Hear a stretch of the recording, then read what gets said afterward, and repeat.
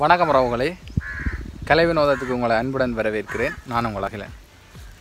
இன்றைக்கி நாங்கள் இப்போ எங்கே நிற்கிறோம்டா, இலங்கையில் யாழ் மாவட்டத்தில் வடமராட்சி கிழக்கு பகுதியில் வரலாற்று பிரசித்தி பெற்ற ஒரு கோயில் தான் இங்கே பின்னே தெரியுது. பூர்வீக நாகதம்பிரான் ஆலயம்ன்றது, அது நாகர்கோவிலில் நிற்கிறோம். இப்போ இந்த கோயில் தொடர்பான பதிவு தான் நான் இப்போ இதில் போட போகிறேன். வாங்க, நாங்கள் கோயிலில் எப்படி என்னென்ன விஷயங்கள் இருக்குது, அந்த கோயில் தொடர்பான வரலாற்று பதிவுகளை பார்ப்போம். தொடர்ந்து வாங்க.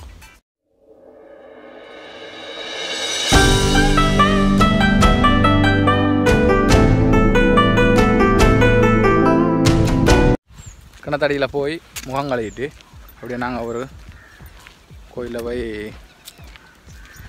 கும்பிடுவோம். சரியா? இன்றைக்கு இலங்கை நேரப்படி நாங்கள் ரெண்டே காலுக்கு நிற்கிறோம். பார்ப்போம், வாங்க, தொடர்ந்து வாங்க.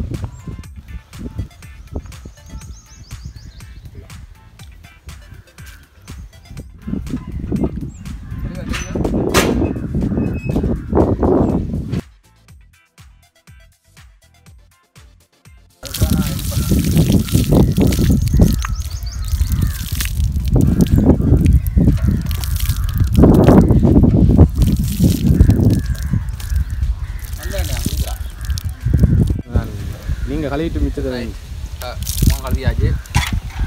ஒரு நல்ல ஒரு குளிர்மையாக தாங்களா இந்த நல்ல வெயில். இப்போ பாருங்கள், இலங்கை நேரப்படி நான் ஒரு 2 கால் சரியான வெயில் தான். இந்த டைமில் எனக்கு தண்ணியும் நல்ல ஒரு அமிர்தமாக தாங்க.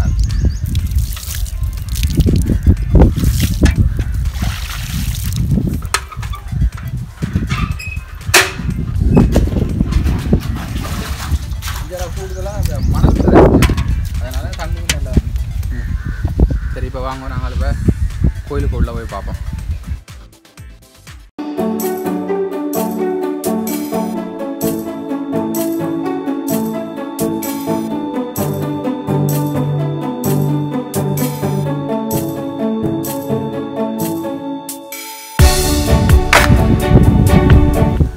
பாருங்கள், இதுதான் முகாப்பு கோயில். இது நாகதம்பிரான். இந்த கோயில் வந்து மூலஸ்தானத்தில் நாகதம்பிரானை தான் வச்சிருக்கு. கோயில் பூட்டிக்காக நாங்கள் இப்போ உள்ள போய் பார்ப்போம்.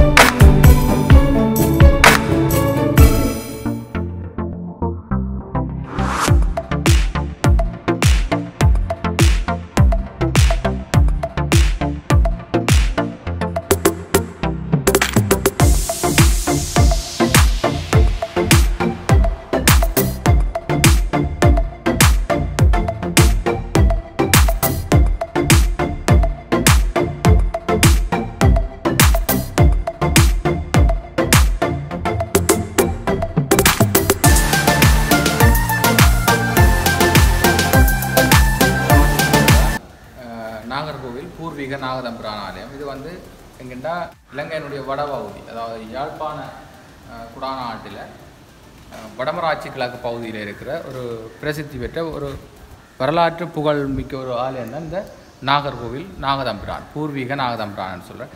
அதாவது இலங்கையினுடைய ஆதிக்குடிகளாக இருக்கிற இயக்கர் நாகர்கள் வந்து அதில் நாகர் என்ற இனம் நாகப்பாம்பை வந்து ஒரு தங்களுடைய குலதெய்வமாக வழிபட்டு வந்தார்களாம்.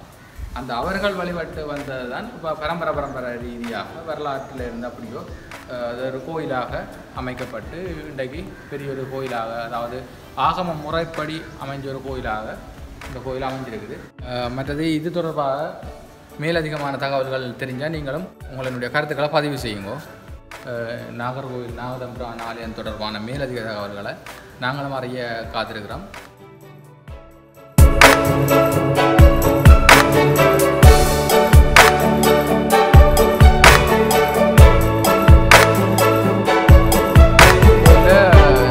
ஞாயிற்றுக்கிழமை வழியே தான் கொஞ்சம் விசேஷமான நாளாக விசேஷ பூசையெல்லாம் நடக்கிறது. பாருங்க, இது வந்து மடப்பள்ளி.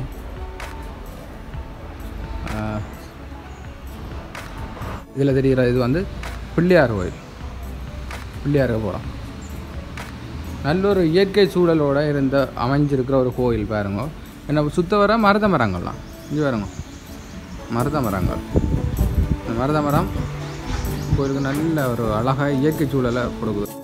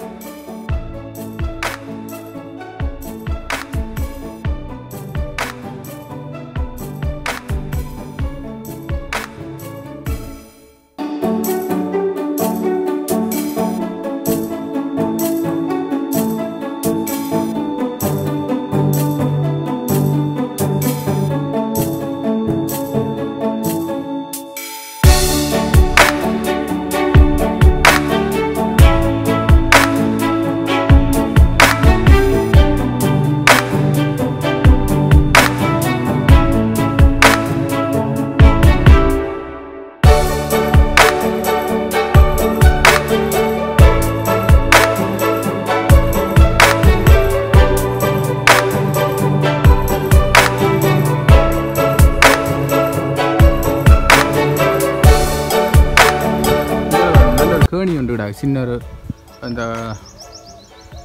ஒரு நல்ல ஒரு அழகான இயற்கை சூழல்லாம் பாருங்க. இதை குளவாழை என்று சொல்கிறேன். இந்த மரங்களை குளவாழை மரம் எல்லாம் சேர்ந்து அந்த என்ன மரம் மேலே இருக்குது அங்கே சைட்டாக இருக்கிறத பாருங்க, மருத மரங்கள். மருத மர சோலைக்கு தான் இந்த ஆலயம் அமைஞ்சிருக்கு பாருங்கள். இன்னும் நல்ல சிறப்பாக தான் இருக்குது. நல்ல ஒரு இயற்கை சூழல் அழகாக இருக்குது பாருங்க. இதுதான் இது பின்பக்கம், கோயிலின் பின்பக்கத்தை பாருங்க இருக்கா.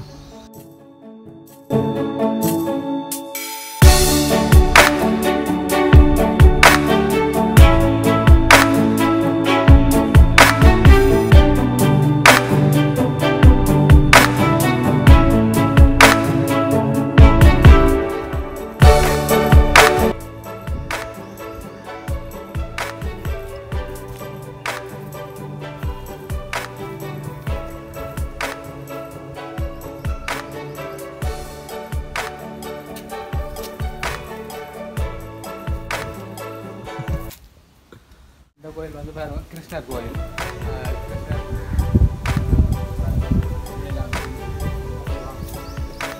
இங்கே பார்த்தீங்கன்னா கிருஷ்ணர் புல்லாங்குழலோட இருக்கிற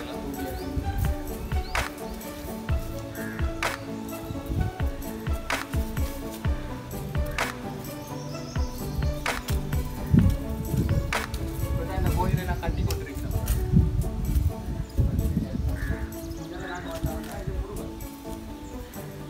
வள்ளி தெய்வானோட இருக்கிறோம்.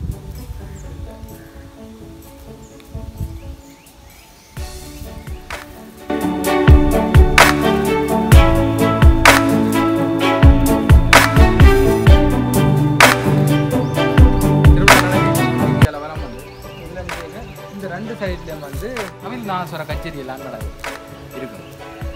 கவிநாசுர கச்சேரி எல்லாம் இதில் இருக்குது, நடக்கிறது நல்ல சிறப்பாக இருக்குது.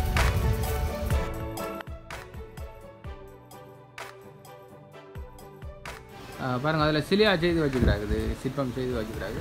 ஒரு கப்பலில் வந்து ஆக்களை ஏற்றி கொண்டு போகிற மாதிரி, அதாவது வெள்ளைக்காரர் வந்து ஆக்களை ஏற்றிக்கொண்டு போகிறாங்க. அதில் இளைஞர்கள் போர்த்துகேயர் வந்து இளைஞர்கள் இங்கே இருந்து அவர்கள் கொண்டு போயிடணும் தங்களை நாட்டுக்கு வந்து கொண்டு போகிற சந்தர்ப்பத்தில் போட் இந்த கப்பல் அங்கால போகாமல் இதுக்கு நாகர்கோவில் அப்படியோ நின்றுட்டு கடலில் போகாததுக்கு என்ன காரணம்ன்ட்டு வியல் தேடி பார்த்து எல்லா வலையிலையும் நெஞ்சு நதியிலையும் எல்லாம் திரும்பி பார்த்தும் சரி கப்பல் போய் அப்புறம் என்ன காரணம்ன்ட்டு பார்த்தா தான் அந்த கொடி மேற இன்ஜின் இதுக்குள்ளே நாகபாம்பு நிற்குமே. அப்புறம் அந்த நாகபாம்பு அப்புறம் அந்த ஐயர் வந்து சொல்லுவார் எல்லாத்தையும் உரைக்கினா தான் கப்பல் போக மாட்டேன்.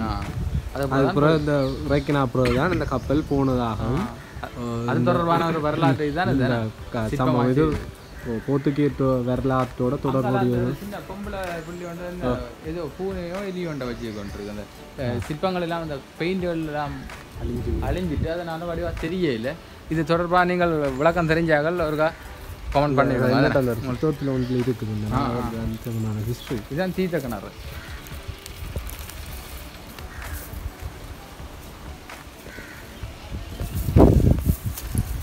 இப்போ செஞ்சில் பாருங்க அது வாகனம் பாம்பு வாகனம் கிடையாது பாருங்க. இதான் அந்த திருவிழா காலத்தில் இழுத்து கொண்டு போகிறது.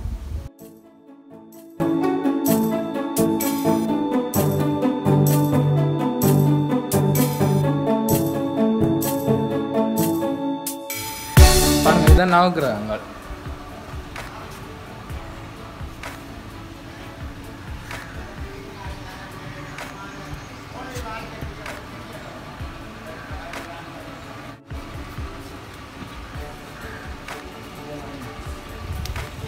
புதன், சுக்கிரன், சூரியன் நடுவில் இருக்கிறார்.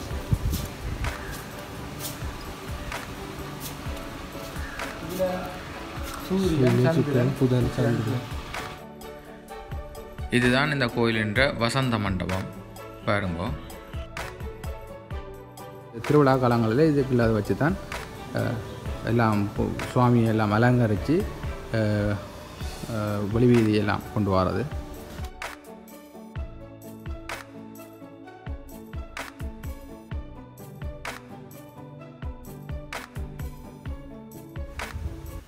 திருவிழா காலத்தில் இழுத்து கொண்டு போகிறது. திருவிழா காலத்தில் பாம்பு திருவிழா நாளன்று இந்த பாம்பு வாகனத்தையும் இழுத்து கொண்டு போவினோம். இது தெளி வாகனம், குதிரை வாகனம், நந்தி. இது மயில் வாகனம், முருகனுக்கான மயில் வாகனம். இதில் இருக்கிற தெய்வம் வந்து வைரவர் பாருங்க.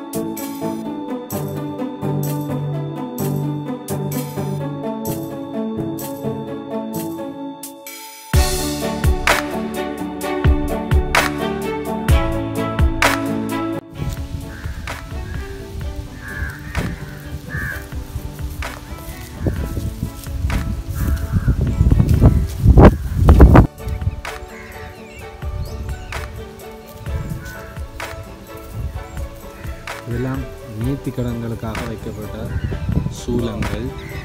இது வைரவருக்கான அந்த சூலமாக தான் இதெல்லாம் இருக்குது.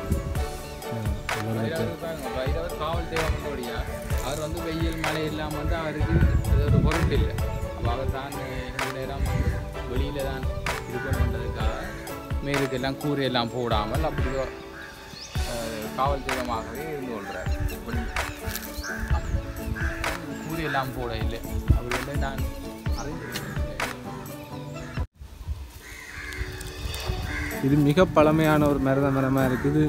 100க்கும் மேற்பட்ட வருடங்கள் பழமை கொண்ட ஒரு பெரிய மரம். இது ஒரு மரத்தை அப்படியே தொடர்ச்சியாக இருக்குது. இந்த மரங்களை பார்த்தா தெரியும் உங்களுக்கு. என்ன மிக பழமையான மரங்களாக இருக்குது. இப்படி வேறு இடங்களை நீங்கள் பார்க்குறதா இருக்குது. மற்ற இதில் என்னென்னா இதில் பொங்குறது இது வழியாக பொங்கல் பொங்கிடுது நேற்று கடை இதுதான் நாகபாம்பு சிலைகள் இருக்கிற ரெண்டு நாகபாம்பு சேர்ந்துருக்கு. எல்லாம் கூட விட்ட அதில் கிருஷ்ணன் இருக்கிறார். எல்லாம் இதெல்லாம் வந்து இதில் தான் பச்சு படம். அங்கே இங்கே ஒரு விசேஷம் இருந்தால் அன்னதானம் கொடுக்க அந்த காலத்தில் வந்து இப்போ இந்த வாழை தாமரையில் தான் கூட அன்னதானம் கொடுக்குறது அது ஒரு வழக்கமாக இருக்குது. அந்த அது தாமரைன்னா அங்கே தாமரை கேணியில் எல்லாம் விளையுது. நாங்கள் பார்ப்போம் தாமரை கேணி குளத்தென்ன. இந்த கோயிலில் வந்து திருவிழா ஆண்டு வகையில் விசேஷமானது பாம்பு திருவிழா, கப்பல் திருவிழா எல்லாம் நடக்கும். அதோட தீர்த்த திருவிழா வந்து அங்கே நாகர்கோவில் கடற்கரைக்கு போகணும். அது சுவாமியை வந்து தோளில் காவி கொண்டு அப்படியோ இந்த ரோட்டு வழியை கொண்டு போவாங்க. கடற்கரையில் போய் தீர்த்தம் ஆடிட்டு வருவோம். அப்புறம் அந்த தீர்த்த திருவிழா முடிய அடுத்த நாள் வந்து கேணி தீர்த்தம். கேணி தீர்த்தம் இந்த கேணியில் தான் தீர்த்தம் ஆடுறது. பாருங்கள் இப்போ கேணியை பார்ப்போம். கேணியெல்லாம் இப்போ நல்லா சூடாகும். சரியா தெரியுது.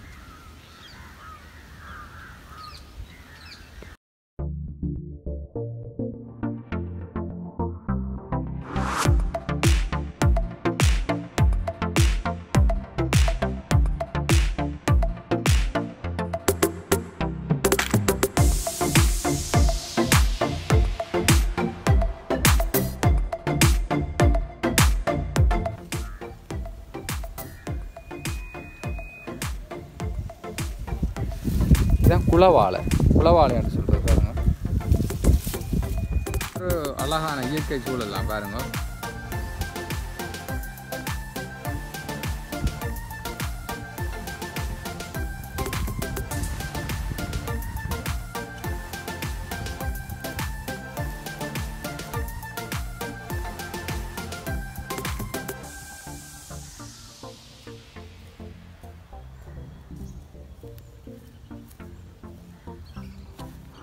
பாருங்கள் கோயிலுன்ற பின் அமைப்பு எப்படி இருக்குன்னு எல்லாம் மருத மரச்சூழல் தான். மருத மரங்கள்லாம் பாருங்கள் நல்ல ஒரு சிறப்பான ஒரு அழகான இயற்கை சூழல் எல்லாம் வந்துருக்கு இந்த கோயில்.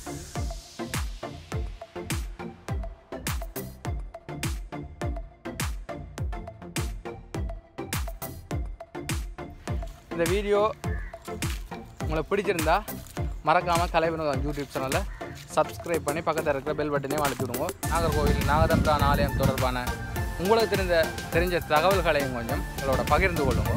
மற்றது மறக்காமல் எங்களினுடைய கலை வினோதம் யூடியூப் சேனலை சப்ஸ்கிரைப் பண்ணி பக்கத்தில் இருக்கிற பெல் பட்டனையும் அழுத்தி விடுங்க. வீடியோ பார்த்ததுக்கு மிக்க நன்றிகள். நன்றி, வணக்கம்.